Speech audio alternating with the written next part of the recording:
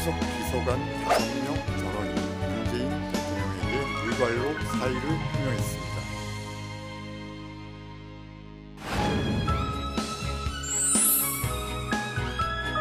강남 스케일 김종원 민정수석 지지 아닌 공을 보였습니다.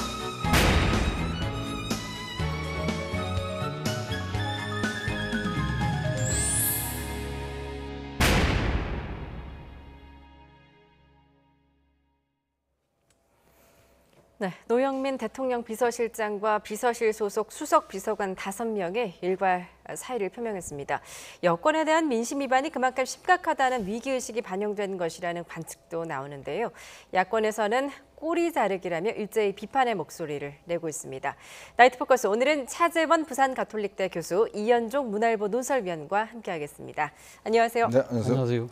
예, 노영민 대통령 비서실장 그리고 비서실 소속 수석 비서관 5명이 오늘 이제 문재인 대통령에게 전격적으로 사의를 표명했습니다. 굉장히 급작스럽게 전해진 소식이었어요. 그렇습니다. 그러니까 문재인 정부 출범 이후에 그러니까 청와대 참모가 이렇게 이렇게 집단적으로 사의를 낸 경우는 처음이고요. 사실상 그 이전 정권에도 흔치 않은 일인 것이죠. 그러니까 그렇다고 한다면 왜 갑자기 이런 결정을 하게 되었을까? 아무래도 지금 뭐 부동산 이 민심 악화에 따른 여러 가지 지금 그러니까 이 여당의 지지율이 지금 떨어지고 있고 이러한 부분들에 대해서 지금 아직도 민심이 더 악화 일로를 치닫고 있다. 그렇다고 한다면 특히 지금 이번에 부동산과 관련돼서 이 민심의 악화를 부채질한 측면에는 청와대 참모들, 특히 그 중에서도 다주택 참모들의 그런 여러 가지 그러니까 지금 은행의 불일치 이런 부분들에 대한 또 이 상당히 비난이 커지는 상황이었기 때문에 네. 아무래도 지금 그 논란이 한가운데 있었던 노영민 비서실장 같은 경우도 이 청주의 집과 또 강남의 집 두 채 중에서 이 뭐 처음에는 청주 집을 판다고 했다가 강남의 집으로 또 바꿨다가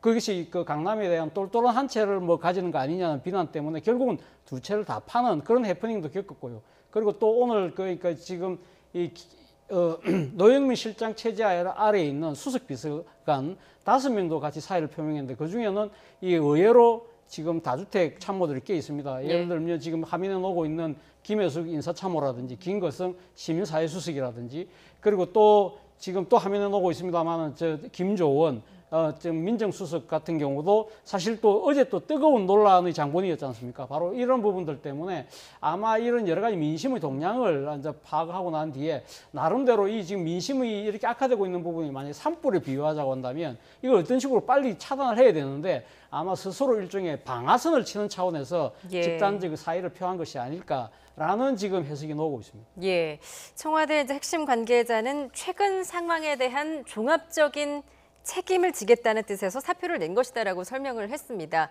논설위원님 역시 이제 부동산 정책 실패에 따른 민심 악화, 그것을 최근 상황이라고 표현한 걸까요? 어떻게 보십니까? 제 기억에는 예전에 이명박 대통령이 취임하자마자 광우병 사태가 그때 터졌지 않습니까? 네. 그러면서 바로 이제 그때 청와대 비서실장을 비롯해서 수석들이 다 사퇴하는 일이 있었어요. 그 이후에 아마 저는 처음 이제 이런 보는 것 같은데 일단은 지금 청와대는 3개의 실로 구성이 되어 있습니다. 국가안보실이 있고요. 여기는 서훈 실장이 최근에 이제 새로 임명이 됐지 않습니까? 또 정책실이 있습니다. 여기는 김상조 정책실장이 있고 그 다음에 이제 비서실이 있는 거거든요. 근데 이번에 이제 보면 비서실장 산하에 이제 5명의 수석과 비서실장 합해 6명이 이제 일괄 사표를 낸 것인데 문제는 부동산 정책은 일단 정책실 담당이거든요. 그렇다고 한다면 정책실은 그냥 현재까지는 뭐 사표를 냈다는 이야기는 없으니까 그런 면에서 본다면 일단 부동산 정책 자체보다는 실제로 이 부동산 정책을 알리고 실행하고 하는 과정의 어떤 정무적 판단과 또 어떤 정무적인 문제 거기에 저는 문제를 일단 삼았지 않는가 싶어요. 일단 지금 뭐 김현미 교통부 장관이나 이런 부분에 대한 뭐 아직 이야기는 없기 때문에 현재 그동안 정부가 발표했던 그 부동산 정책은 뭐 꾸준히 시행해 나가지만 문제는 이런 그 시행하는 과정 속에서 사실은 청와대 참모진들의 다주택자들 이 문제가 사실은 민심에 굉장히 불을 질렀거든요.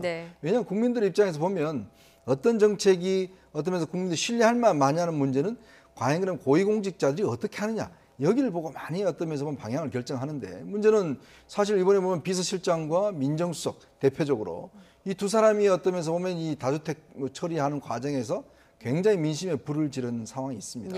아마 그런 면들에서 이제 대통령 지지율이 급격히 떨어지고 여당 지지율 떨어지니까 아마 빨리 뭔가 국정 전환을 해야 되겠다. 그 판단에서 일단 노영민 실장이 일단 사표를 제출한 것 같고, 저는 조금 더 내면 깊이 들어가자면 노영민 실장과 김조원 민정수석 간의 조금의 갈등 소지도 아마 이 사태를 좀 초래한 게 아닌가, 저는 그렇게도 보고 있습니다. 예. 그러니까 사실 직접적인 도화선은 이제 청와대 그 참모진들의 다주택자 논란이 됐다라는 분석이시고, 사실 이제 노영민 비서실장이 반포집하겠다고 했다가 청주집하면서 똘똘한 한 채를 남겼다, 이런 논란을 빚었었는데, 이번에는 이제 김조원 민정수석이 잠실 아파트 강남에 이제 두 채를 갖고 있지 네. 않습니까? 그런데 시세보다 좀 높게 내려오면서 이 꼼수 매각이라는 논란을 불러일으켰습니다. 이게 또 이번에 직접적인 도화선이 된 게 아니냐는 분석인데요. 그렇죠. 어제 아침에 그러니까 일부 언론에서 이렇게 김조원 실장이 그러니까 두 채 중에 한 채를 매물로 내놨는데, 그 매물을 내놓은 것이 시가보다 지금 2억이나 더 비싸게 내놨다. 예. 그렇다고 한다는 이야기는 결국은 본인이 팔고 싶지 않다는 뜻을 지금 공공연하게 내비친 거 아니냐. 그러한 상당한 어떻게 보면 지금 꼼수, 이 지금 그러니까 이 매매의 행태를 보인 것이 아니냐는 뜨거운 질책들이 쏟아졌던 것이거든요. 바로 그런 비난이 있으니까 또 이 지금 김조원 실장 측에서는 그 매물을 또 걷어들였다고 그래요. 그리고 지금 더 큰 게 지금 문제가 불거졌던 부분은 이 과정을 해명하는 과정에서 청와대 고위 관계자라는 분이 지금 이 그 남자라서, 그러니까 이 지금 이 집의 매매에 대해서 잘 모른다는 식의 해명이 예, 남자들은 오히려 보통 매매를 잘 모른다. 모른다라는 뭐 식으로 그렇게 해명을 이야기를 했죠. 해서 예. 어떻게 보면 그러니까 국민들의 분노에 기름을 끼얹는 그런 형국이 된 것이죠. 그런데 물론 뭐 지금 어제 그 발언 자체는 김조원 수석이 하지는 않았습니다만, 김조원 수석의 그런 이런 좀 꼼수 매매 같은 그러한 행태 때문에 상당히 국민들이 분노했고, 이것 때문에 사실 이번 8월 말까지 팔기로 했던 부분이 지켜지지 않았잖아요. 예. 안 지켜지는 상황에서 지금 현재 그러니까 자신이 약속했다는 부분들도 결국은 지금 그러니까 거짓말을 한 것이 아니냐는 그러한 논란이 휩싸이면서 아마 지금 민정수석을 관할하고 있는 비서실장의 입장에서도 아마 거기에 대한 책임을 같이 지면서 같이 아마 이 간두는 쪽으로 서로 결론을 내린 것 같아요. 물론 이 부분과 관련해서 제가 생각했을 때는 뭐 문재인 대통령한테 미리 이야기를 하고 우리가 지금 물러나겠습니다 보다는 아마 노영민 실장이 아마 주도가 돼서 노영민 실장이 관할하고 있는 5개 이 수석들이 다 같이 우리가 지금 여기에 대해서 책임을 지고 물러나는 것이 대통령에 대한 부담을 상당히 덜어주는 측면도 있고, 또 일종의 이 분노한 민심을 좀 잠재울 수 있는 국면 전환을 할 수 있는 아마 최선의 방안이라고 생각을 한 것 같아요. 앞서도 제가 말씀드린 것처럼 이 지금 분노한 민심이 산불이라고 한다면 일종의 이제 방아선을 치는 차원에서 이제 네. 한 것인데요. 문제는 지금 이 불이 사실은 이러한 그 이 부동산 정책의 잘못이라고 한다면 발화 지점에 있는 그러면 정책실장을 비롯한 이 경제 참모들에 대한 책임을 가면 어떻게 할 것이냐, 이 부분도 또 다른 하나의 정치적 숙제로 남게 되는 것이죠. 예, 이번 일괄 사표는 이제 노영민 비서실장이 오늘 오전에 수석들에게 전격적으로 제안하면서 이뤄진 것이라고 전해지고 있는데, 조금 전에 이제 노영민 비서실장과 김조원 수석 간에 어떤 갈등이 있었던 게 아니냐라고 이제 분석을 네. 해주셨습니다. 아무래도 김조원 민정수석의 꼼수 매각 논란과 관련해서 좀 갈등이 불거졌을까요? 어떻게 보십니까? 그러니까 제가 알기로 두 분은 개인적으로도 예전에 조금 악연이 있습니다. 그러니까 김조원 민정수석이 당무감사실장을 한 적이 있거든요. 그때 당시에 사실은 이제 그 노영민 비서실장이 3선을 하고 4선을 도전한 그런 상황이었어요. 예. 근데 이제 시집을 본인이 이제 강매했다라는 그런 의혹이 일었습니다. 이제 그러다 보니까 당시에 이제 김조원 당무감사실장이 이 사항을 문제 삼으면서 결국은 이제 4선 도전을 못하는, 즉 공천이 안 되는 이제 그런 상황이 됐어요. 이제 그러다 보니까 그때의 어떤 좀 감정들이 남아 있었고, 또 이제 근데 문제는 이제 김조원 수석 같은 경우는 사실은 문재인 대통령과는 굉장히 가까운 걸로 알려져 있어요. 뭐 술친구다, 뭐 또 부부 모임도 한다, 뭐 이런 등등의 이제 이야기는 있는데 굉장히 가깝다 보니까, 그러니까 지난해 12월 달에 노영민 비서실장이 자 청와대 비서들 다수택 해결해라라고 이야기를 했거든요. 그때 저 김조원 실장이 아무런 이야기가 없었습니다. 이제 그러다가 이제 최근에 또 이 문제가 불거졌을 때도 김조원 실장은 아무런 이야기가 없었어요. 예. 그러니까 이제 본인은 사실은 이제 집을 이제 팔려고 했었는데, 김조원 실장은 사실은 다주택자가 우리가 개념이 여러 가지인데요. 지금 나머지 수석들은 보면 대부분 지방과 서울에 있는 겁니다. 그러니까 엄격히 이야기해서 지방 근무나 서울 뭐 있다든지 이런 식으로 이제 가지고 있는 건데, 예. 지금 정말 문제가 되는 사람은 바로 김조원 실장, 그러니까 예. 민정수석이에요. 왜냐하면 이분은 부인의 명의로 이제 그 강남에 지톡이 한 채가 있고 또 자기 명의로 있는 거거든요. 그러니까 어떤 면에서 보면 온전한 의미에서 이제 다주택자죠. 이제 그런 면에서 보면 이걸 이제 해결하라고 그랬는데, 문제는 김조원 수석이 해결하지 않으니까, 그래서 이제 최근에 이제 뭐 경질론이다 뭐 등등이 나오니까 그럼 내가 잠실 팔겠다. 이제 이렇게 이야기 나왔지 않습니까? 근데 또 이게 이제 꼼수 아까 좀 전에 말씀하신 네. 이게 시가보다 또 높게 내놓으니까 이게 이제 엎친 데 덮친 격으로 이제 이 문제가 되고 해결이 안 되고 당에서도 이거 너무하는 거 아니냐 지금 청와대가 무슨 뭐 계속 부동산 문제에 불을 지르냐 이런 이야기가 있으니까 결국 아마 저는 노영민 실장이 그럼 같이 나가자 이런 식으로 해서 결국은 아마 동반 사퇴를 결정한 것이 아닌가라는 추정을 해봅니다. 예, 조금 전에 또 교수님이 지적하셨듯이 해명하는 과정에서 남자들은 보통 매매에 대해서 잘 모른다. 그러면서 이제 아내 탓을 했는데 네. 그러다 보니까 이제 통합당 의원 같은 경우에 분리하면 모두 다 아내 탓이냐 하면서 더 역풍을 맞은 것도 같습니다. 맞습니다. 뭐 오늘 하태경 의원이 그 부분을 따끔하게 지적을 했는데요. 과거 이거 조국 장관이 사실 그때 그 장관 청문회 과정에서 불거졌던 예. 사모펀드 문제 그 부분도 본인은 하니까 아내가 다 지금 재산 관리를 하고 있기 때문에 몰랐다고 지금 발뺌을 했거든요. 그리고 또 지금 김의겸 그 청와대 대변인도 이 자신의 그러니까 집의 그 투기 논란과 관련해서 결국은 좀 사표를 쓰고 나갈 때 본인이 그 아내가 결정해서 진짜 눈물을 머금고 자기는 그냥 모른 채 했다는 식으로 이야기를 했지 않습니까?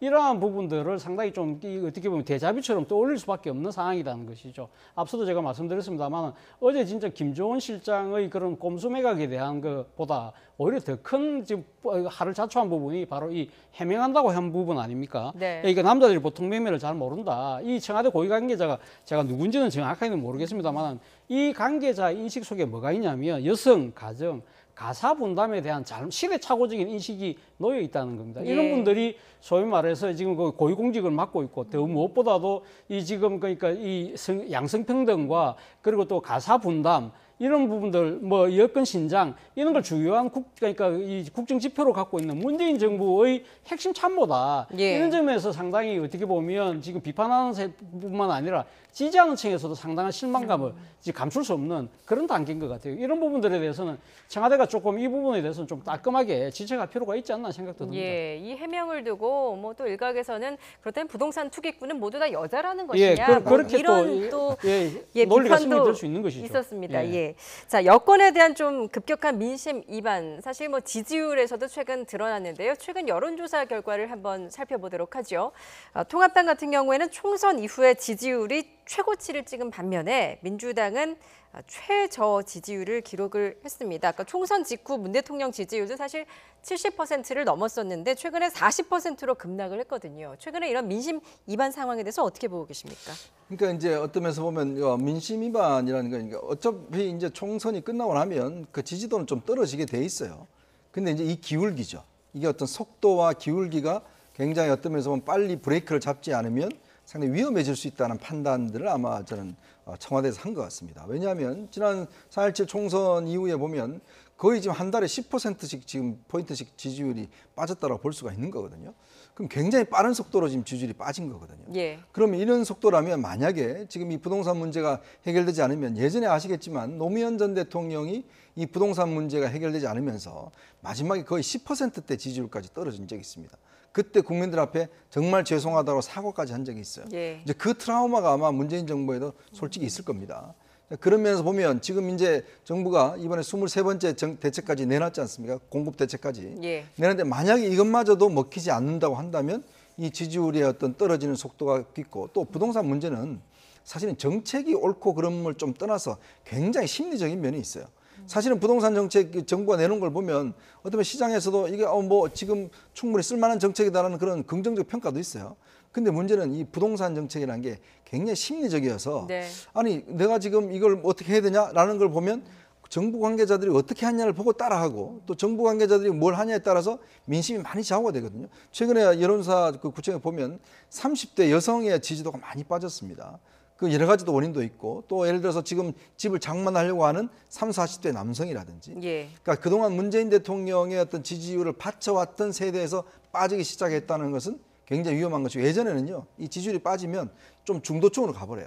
그러니까 야당으로 가지 않습니다. 근데 문제는 최근에 여론조사 특징은 뭐냐면 여기 빠진 지지율이 야당 쪽으로 간다는 거예요.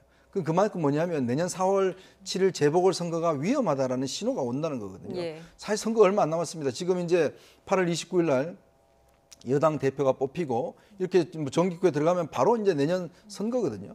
그런 면에서 본다면 아마 문 정권 입장에서 본다면 내년 4.7 선거, 재보궐선거를 만약에 야당한테 내줄 경우에 급격하게 레임덕도 올 수가 있고 예. 2022년 대선도 위험할 수 있다. 아마 그 판단에서 빨리 이 브레이크를 걸자. 그런 면에서 오늘의 이제 이 사퇴 결정이 나오지 않나 싶습니다. 예, 20, 30대 여성 지지율이 좀 많이 떨어진 것은 이제 고 박원순 서울시장의 성추행 의혹도 좀 관련이 있을 것 같다는 생각이 들고 또 최근 여권에 대한 좀 견제 심리도 좀 작용했을 것 같다는 생각이 듭니다. 그렇죠. 뭐 사실 뭐 이번에 그러니까 지금 그러니까 지지율이 아니, 여당의 지지율 자체가 상당히 좀 빠지고 있는 부분들은 저는 뭐 상당히 그러니까 가장 결정적인 거는 가장 최근에 지금도 그러니까 민심이 상당히 동요하고 있는 부동산 때문이라는 예. 탓이 큽니다만 그럼에도 불구하고 총선 이후에 누적되어 온 또 여러 가지 또 이 원인들이 있는 것이죠. 말씀하신 것처럼 이 지금 뭐 박원순 시장 또 오거돈 시장 같은 분들의 그 성추행 의혹 이런 부분들에 대해서 상당히 지금 진보 정권의 도덕성 문제에 대한 상당한 또 논란이 있을 수밖에 없는 것이고요. 또 하나는 이 또 윤미향 의원과 관련된 여러 가지 또 이 파동들이 있었지 않습니까? 그리고 또 이제 북한의 남북 공동연락사무소 폭파 같은 문재인 정부가 가장 역점을 둬왔던 남북 관계에서도 삐걱거리고 있다. 그런 네. 부분들. 그리고 또 여기다가 또 결정적인 탄은 제가 생각했을 때는 이 지금 국회의 그 단독 의원 구성 그리고 지금 최근의 부동산 입법에 있어서의 여당의 독주세 이러한 부분들이 아무리 방향은 옳다고 하지만 그러한 부분들에 있어서 이 수단과 절차는 과연 맞는 것일까? 이런 부분들에 대한 상당히 의구심이 커지고 있는 상황이라는 겁니다. 예. 그리고 무엇보다도 중요한 부분은 이 지금 부동산 문제와 관련해서 이 지금 정부가 하고 있는 여러 가지 정책들에 대해서 이 정책의 가장 이거 뭡니까 앞장서서 해야 될 고위공직자들이 이 사실 어떻게 보면 정부하고는 엇박자를 내고 있다. 예를 들면 이 먼저 이 솔선수범에서 자진해서 시한을 정해서 팔겠다고 했던 청와대 참모들이 꼼짝도 안 하고 있더라. 그리고 또 한 참모 같은 경우는 판다고 해놓고 또 이렇게 이 시가보다 훨씬 더 높은 매물을 내놨다더라. 예. 거기에 대한 또 해명은 상당히 반여성적인 해명을 내놓고 있더라. 이런 것들이 다 복합적으로 작용을 하면서 상당히 어떻게 보면 여당에게 진짜 아주 그 비상 경고등이 들어온 거죠. 이 경고등을 아마 노영민 실장을 비롯해서 아마 희야 수석들은 아마 분명히 읽고 그렇다고 한다면 우리라도 빨리 이걸 지금 지금 끄야 되겠다고 생각을 해서 오늘 나름대로의 결단을 한 것이 아닐까 하는 생각이 듭니다. 예, 지금 여권은 굉장히 이제 고심이 깊을 것 같다는 생각이 드는데 민주당은 이번 청와대 비서실 참모들의 일괄 사의 표명을 두고 전환점이 마련됐다라는 것에 의미를 두는 의견도 있습니다. 민주당 윤건영 의원의 발언 직접 듣고 오시죠.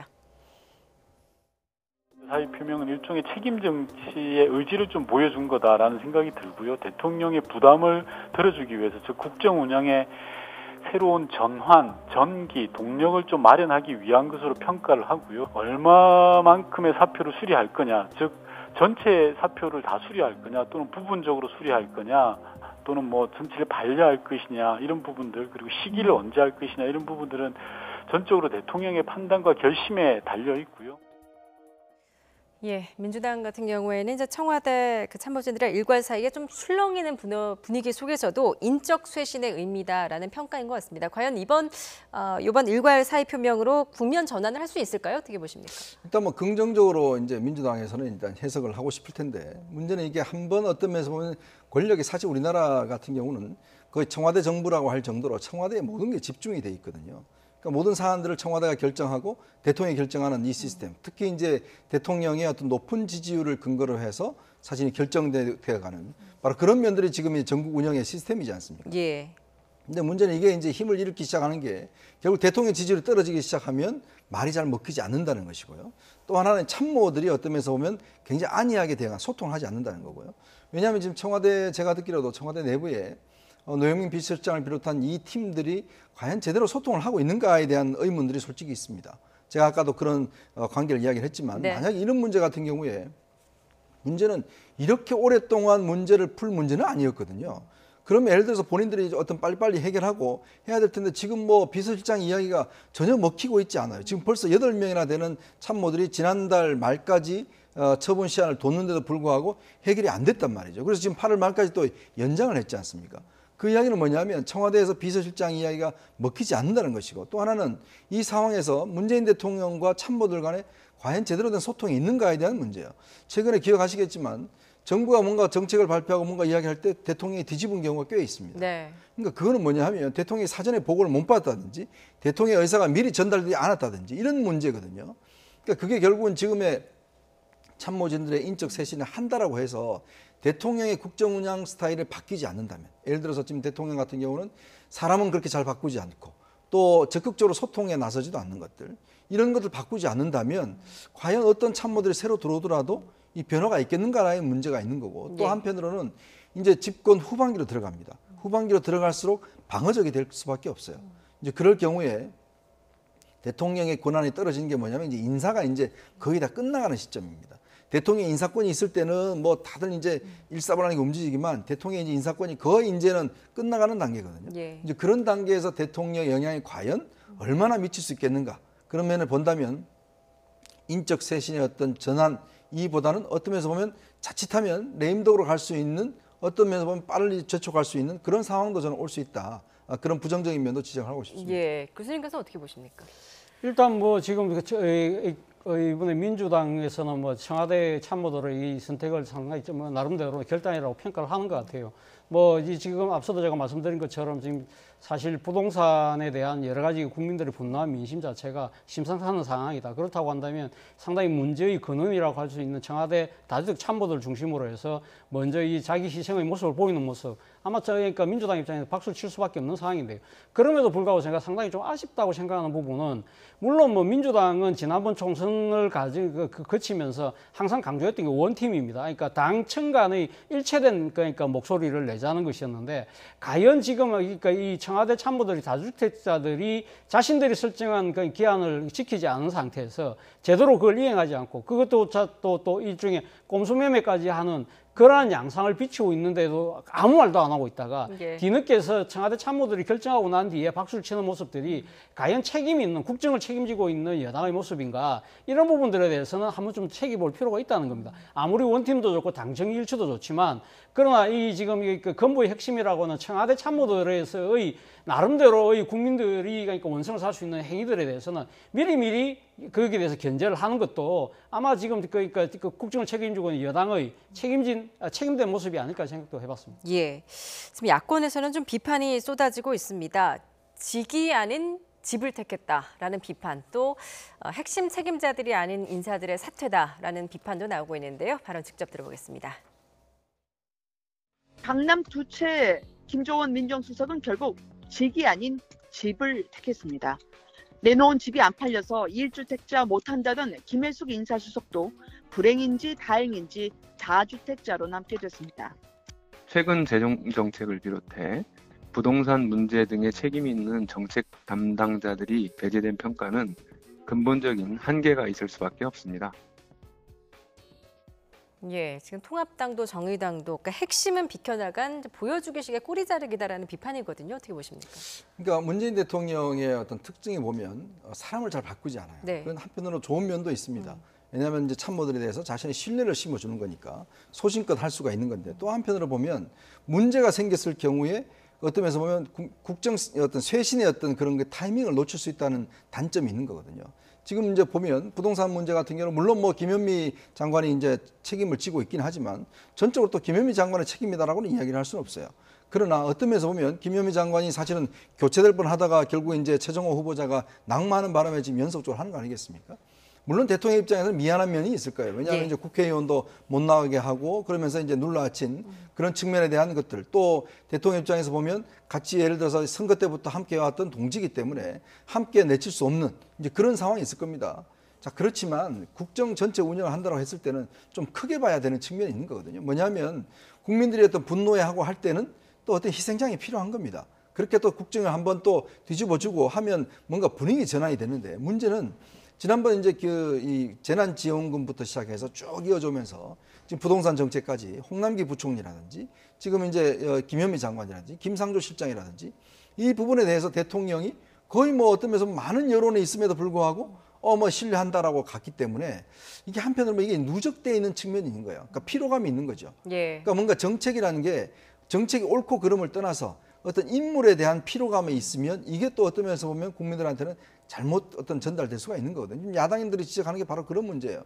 그러니까 뭐냐면 대통령이 이 시점에서 인사를 한번 해주면 또 인사하러 와서 어떤 뭐 모든 이슈들을 다시 넘어가면서 또 한 번 이거 어떤 새롭게 봐주는 그런 전환이 필요한데 문제는 똑같은 사람들끼리 계속 밀어붙이는 듯한 느낌을 주니까 한편으로 보면 국민들 입장에서 보면 이건 아닌데라는 것들 또 여당 입장에서 보면 너무 이게 밀어붙이는 거 아닌가 이런 이제 회의감들이 드는 거거든요. 그러면 온다면 지금 이제 윤건영 의원이 지적을 했듯이 이게 국정 인적 쇄신의 좀 전환점이 되어야 하는 하나의 의미도 예. 한편으로 보면 이것이 이제 좀 불리할 수도 있겠지만 문재인 대통령이 이 카드를 좀 더 쇄신의 카드로 한다면 또 한편으로는 유리한 카드가 될 수 있지 않을까 저는 그런 전망을 해봅니다. 예, 교수님께서 어떻게 보십니까? 좀 정책 라인도 좀 바꿀 필요성이 있다 보십니까? 예, 앞서도 제가 말씀드렸습니다만 일단 그러니까 분노한 민심의 발화점이 일종의 정책 실패에서 기인한다고 했다면 예. 정책을 만들었던 그러니까 청와대 정책실장 그리고 지금 부동산 관련된 주무장관인 국토부 장관 그리고 또 경제정책을 총괄하고 있는 기재부 장관 이 세 명에 대한 아마 상당한 책임을 아마 따져 물어야 되는 것이 아마 정당한 것이 아닐까 하는 생각이 드는데요. 예. 그럼에도 불구하고 지금 문재인 대통령 입장에서는 상당히 어떻게 보면 지금 부동산과 관련된 투기 세력과의 전쟁 중이라는 것이죠. 그러니까 이 전쟁 중에 과연 장수를 교체하는 것이 맞나 이런 생각이 상당히 지금 들 수밖에 없다는 거죠. 자칫 네. 잘못하면 이것이 시장이나 투기 세력에게 잘못된 사인을 줄 수 있다. 그런 측면에서 상당히 고심이 클 거예요. 그렇다고 한다면 세 명 모두를 바꾸는 것이 아니라 그 중에서 그러니까 대표적인 한 사람을 골라서 그러니까 교체를 하는 것도 하나의 방법이지 않을까 하는 생각이 듭니다. 예. 그렇지만 그것이 그러니까 어떤 사람이 그러니까 이 적절한 교체를 해서 그것이 효과가 클지는 그건 뭐 제가 판단할 수 있는 능력은 아닙니다만 제가 생각했을 때는 일단 지금 이 정책을 총괄하고 있는 어떻게 보면 지금 홍남기 경제부총리 또는 지금 청와대의 참모인 이 정책실장 이 두 사람 중에 한 명 정도는 아마 대통령 입장에서는 어떤 식으로든 아마 교체를 고려할 수도 있지 않을까 하는 생각이 드는데요. 일단은 지금 이분들이 근데 문제는 예. 사표를 썼다는 게 아니지 않습니까? 지금 당장 노영민 실장과 그 밑에 있는 수석들이 있었기 때문에 예. 아마 일단 이 부분을 먼저 아마 고민을 하고 그 뒤에 아마 이 정책 당국자에 대한 생각을 아마 이어가지 않을까 하는 생각이 드는데 일단 지금 노영민 실장과 관계된 수석들 같은 경우는 아마 지금 제가 생각했을 때는 이 전원 반려는 하지는 않을 것 같아요. 이 전원 반려를 한다고 한다면 많은 사람이 생각해서 노영민 실장을 비롯해서 쇼한 것처럼 비칠 수 있잖아요. 그렇다고 해서 그렇다고 한다면 다 가면 이 지금 받아들일 것이냐? 또 그것도 아닐 것 같아요. 이거는 문재인 대통령 이 스타일로 봐서는 그렇지 않다고 한다면 제가 생각했을 때는 아마 이 지금 몇몇 사람 다주택자 지금 주택을 처분하지 못하고 있는 한두 명을 먼저 하고 나서 순차적으로 아마 좀 바꾸지 않을까. 예. 그리고 그 이어서는 아마 정책 당국자에 대한 아마 책임을 묻는 방안도 고려하지 않을까 하는 생각이 듭니다. 예. 노영민 비서실장 같은 경우에는 이제 당장 후임이 마땅치 않다는 점도 좀 고려를 할 것 같은데 어떻게 좀 전망하십니까? 그러니까 결국 이제 지금 임종석 그다음에 노영민 이어졌고 사실은 노영민 실장이 어떤 올해까지는 책임을 져줘야 되는 이제 그런 상황이거든요. 왜냐하면 우리가 야구대회도 보면 구원 투수가 마지막 이제 구원 투수가 마무리 투수가 나오려면 한 1회, 2회 정도는 해야 되는데 문제는 지금 한 6회 정도에서 벌써 교체가 돼버린 거예요. 예. 그러면 마지막 남은 한 3, 4회 정도는 어쩌면 굉장히 부담스럽게 운영될 수밖에 없을 겁니다. 아마 문재인의 입장에 보면 마지막 비서실장은 어떤 면에서 보면 이제 본인의 측근이나 또 어떤 면에서 자기를 잘 아는 이런 측면에서 이제 관리 측면들 이런 면들을 아마 고려하고 있을 텐데 문제는 이게 이제 꾸준히 생각을 해왔다면 모르겠는데 지금 이제 갑작스럽게 됐다면 좀 고민이 깊어지겠죠. 근데 예전 같은 경우는 사실 이제 부동산 문제가 이렇게 부각되기 전에는 사실 김현미 장관의 어떤 비서실장 기용설도 많이 나왔었거든요. 근데 문제는 이것도 지금 길이 좀 막혀버렸죠. 왜냐하면 일단 김현미 장관의 어떤 면에서 보면 비서한다는 것 자체는 이거는 조금의 또 민심에 예. 위반한 그런 측면이 있는 것이고 그러면 예전에 이제 원년 멤버들, 즉 원년 친문 멤버들, 좀 양정철 전 민주연구원장이라든지 이호철 전 민정수석이라든지 본인과 함께 친했던 인물들을 어떤 면에서 보면 마지막 이제 관리팀으로 들어올 수 있는 가능성. 예. 저는 이게 어떤 면에서 보면 대통령이 이제 임기가 한 1년 조금 넘게 남았지 않습니까? 그러면 지금도 이렇게 만약에 흔들리는 상황이라면 이걸 다잡기 위해서는 대통령의 뜻을 정말 잘하는 사람 와서 뭔가 어떤 직접적으로 당과 또 정부와 연결고리를 만들어야 되는데 네. 그러기 위해서는 일단 정말 어떤 면에서 보면 같이 정권을 만들었던 원년 멤버들 아마 그 속에서도 저는 가능성이 충분히 있지 않는가 싶습니다. 예. 자, 이번 청와대 참모들의 사의 표명으로 이제 청와대 인사쇄신뿐만 아니라 개각도 빨라질 수 있다. 이런 전망도 나오고 있는데요. 앞으로의 움직임 지켜보도록 하겠습니다.